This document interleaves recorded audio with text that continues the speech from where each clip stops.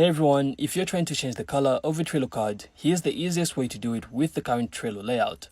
So when you're inside your board, simply click on the card you want to customize.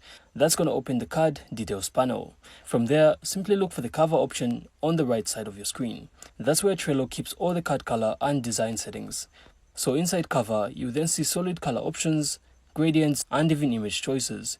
So if you just want a simple colored card, simply pick one of the solid colors and it will then update instantly. You can also choose whether the color appears as a full card cover or just a small color bar at the top. And that's totally up to you. And the best part is card colors don't require any paid plan, so you don't actually have to upgrade just to customize them. So once you pick a color or style, simply close the card and you then see it update right in your list. So it's super quick, super visual, and it makes your board way easier to scan. And that's it. So I really hope you found this insightful, and if you did, make sure to leave a like and of course subscribe. Then we'll see you on the next one.